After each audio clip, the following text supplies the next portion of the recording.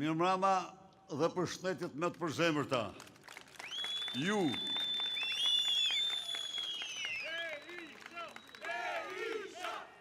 opozitarëve dhe opozitarëve në këtë shesh që ne e kemi pakzuar sheshin e lirisë. Në këtë shesh, i cili është sheshi i misionit madh të burrave dhe grave, djemë dhe vajzave guzimtar, për të përzërë nga pallatet e krimit një bandë, e cila është zhytur në krim, në vjedhje, ndër më të rëndat historinë e këtij kombi. Miq, në ekzistencën tonë të gjatë, ne kemi njohur shumë pushtime, kemi njohur diktatura dhe mënyrë, por kur ndonjëherë nuk kemi shkuar brenda 10 viteve, 100 vite mrapa, siç kemi shkuar këto vite. Kur ndonjëherë nuk kemi humbur ne mbi 45% të materjes kombëtare siç kemi humbur këto 10 vite. Asnjëherë nuk kemi varfruar më shpejt se sa këto 10 vite. Asnjëherë nuk ka patur një klik, një grup kaq anti-shqiptar në çdo aspekt sa që kemi sot. Ne jemi dëshmitar këto ditë të një krize ndër më të paimagjinueshmet. Një krize e cila zhveshi lakuriq para shqiptarëve hajdutin më të madh të kombit shqiptar në të gjitha kohrat, Edi Ramën. U desh akuza e bazuar në dokumenta zyrtare të vjedhjes së 50 milion euro nga zëvendës kryeministrja për të bërë që Edi Rama të thot shqiptarve se hajduti jam unë, se parati ka marrun, dhe se drejtësisë i tregoj bryllin dhe se lejoj të veproj. Nuk ka ndodhur kur kjo. Kur as mbret, as perëndor, as diktator, as kryeministër çfarë do të jetë, t'i lejoj vetës një akt të tillë. Cili do kishte vetëm një rrugë, largimin e menjëhershëm, po se largon dot, se parati ka marrë hy, se vjedhja është bërë me urdhër të tij, se parati ka ndasë së bashku, dhe se kjo është vetëm një sasi e vogël e tyre. Edi Rama ka 2 ditë ka humbur çdo gjë dhe në një përçartje të neveritshme del merr në mbrojtje haptas. Po mbroj ministrën, nuk po mbroj Lubin. Po mbroj kryeministrin, nuk po mbroj Edvinin. Po të dy një hajdut, ku ka hajdut si ju amdra, po kuj do t'ja shestisht i këto? Po t'ja atë që i bën kundër gjykatës kushtetuese, fakton se ti e hajduti kryesori i kësaj afere. Pra, le t'u drejtohemi bashkë shqiptarve. Çfarë do bëjmë ne, të dashur qytetarë dhe qytetare, të bashkëdhetarë dhe bashkëdhetare, kudo që jeni? Do pranojmë ne të vazhdojmë të vidhemi nga një kusar që s'ka si normë morale, që kërkon dhe vendimin e gjykatës ta blokoj, apo s'do t'i ndahet me ati gjerditë e fundit të largimit nga pushteti. E dyta është misioni ynë. Të dashur miq,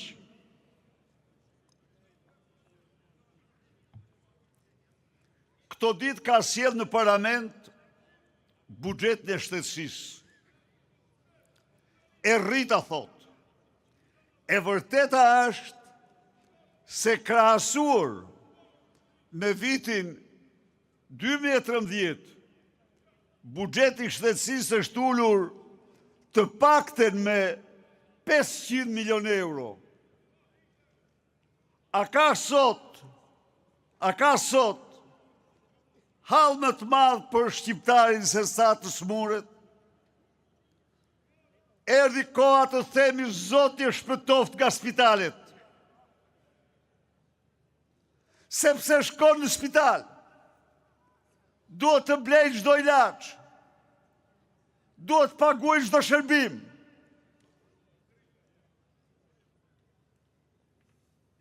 Ka shkatruar një sistem të tërë dhe për vete vjedh dhe vetëm vjedh. Po arsimi, po shkollimi, një shkatrim me dokumenta, me vlerësime zyrtare, si në asnjë vend tjetër. Të dashur miq, Edi Rama ka 2 armë për të shkatruar këtë komb. 90% të gjitha fondeve për punë publike. A mund të imagjinoni ju një magazinier i Salillarit është fitues tenderi 60 milion euro për portin e Vlorës.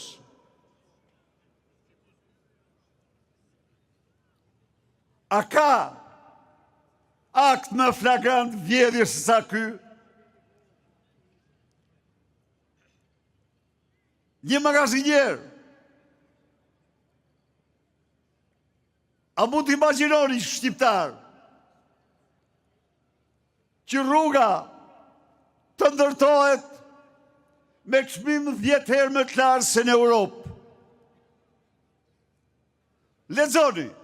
Lexoni, në qoftë se gjeni kund në botë, një rrugë gjithsejt 19 kilometra që ishin pa ndërtuar nga UNAZA dhe të ndahet ajo në 17 lote. Po s'fundahet kur, maksimumi të zëmë në 2 lote, 3. Se si t'i vjedh 17 herë ju. Si të vjedh 17 herë shqiptarët.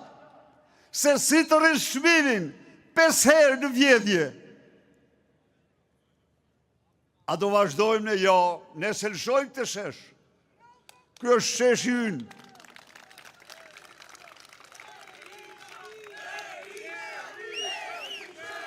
Ky është sheshi ynë. Ne dalim nga ky shesh vetëm kur të shpëtojmë shqiptarët. Vetëm kur të shpëtojmë Shqipërinë nga kjo bandë. Miq,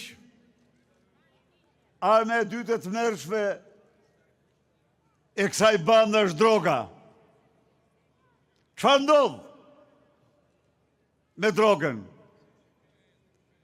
Euro për tokë, sepse vinë eurot e drogës me kontejner. Me qindra nërmarrjet të eksportit falimentojnë. Me mira punëtor dalin pa punë dhe marrin rrugë të dheut. Kjo është mënyra, pse ikin? Ikin se vdesin, se shkatrohen vendet e punës. Çfarë ndodh? 35% Zhvlerësohet euro. Ata pensionistë, 10.000 që jetojnë me ndihmën e familjarëve të tyre, 35% me pak marrin, 35% me të varfër bëhen. Çfarë ndodh? Çmime stratosferike ndërtime, se baron të drogës nuk i ka gjatë parat. Çfarë ndodh? Shtetet ligjin e bën droga. Droga vret në aeroport, droga vret në Elbasan, droga vret kudo, vret dhe vret cilin do. Dhe Edi Rama, qeverisë bashku me ta. Do pranojmë ne këte? Jo kur. Kjo ka shtuar parlamentin në institucionin më qesharak, më të turpshëm të vendit. Po parlamenti është përfaqësuesi juaj. Është vota juaj, është vullneti juaj. A do lejojmë ne ta përdor parlamentin në mënyrën si po e përdor ky? Jo kur. Jo kur. Ndaj dhe koha është e jona. Këtyre u ka ikur koha. Koha e tyre është një kohë e zezë. Dhe këta duhet shkojnë për veprat e tyre të zeza që u kanë bërë shqiptarve. Edi Rama kërkon të mbrohet të diktoj gjykatës kushtetuese. Por unë garantoj se vendimet të diktuara të gjykatës që po bën ti, do t'i paguash shumë shtrejt. Nuk pret Shqipëria. Nuk kemi ne ata që do presim nga një prokuror apo një gjykatëse shpëtimin. Jo, shpëtimin do ta presin shqiptarët nga ne. Ne jemi shumë, do t'jemi dhe më shumë. Dhe nuk heqim dorë gjerë në largimin e Edi Ramës nga qeveria.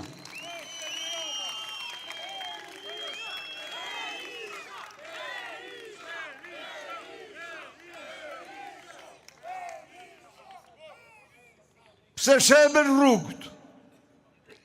A e dini ju qytetarë se çdo tullë e pallatit në paj të Linda Ramës është vjedh ju, sepse ai pronari i firmës që ndërtoi pallatin ka ndërtuar rrugën që shemet Korç qafë Floç. Dhe sa ka ndërtuar sot apo si quhet, me çmim të 5 fish, të 6 fish. A e shihni pra ju sa keni paguar pallatin? 10 herë më shtrejt keni paguar sarajet e Surrelit. 36.000 euro paguani shishën e verës të sultanit këtu. Çfarë duhet? Të bëj më shumë se kaq për t'i treguar vendin? Ka mbush dhe po derdhet kupa. Ndaj dhe ne sheshin nuk e lëshojmë.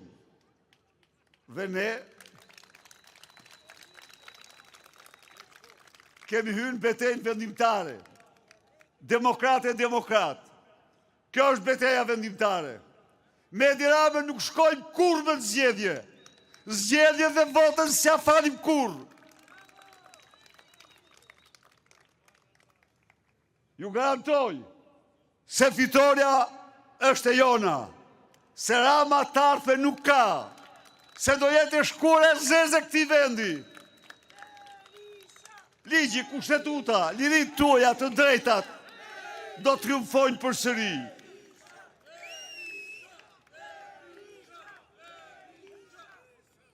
Të hënën tjetër përsëri këtu. Dhe çdo të hënë do ta nisim javën me betejë. Dhe nisja javës me një betejë kundër kryehajdutit kombit të gjitha kohëve është fati javës, është rruga drejt fitores. Rrofshi ju, rrof Shqipëria.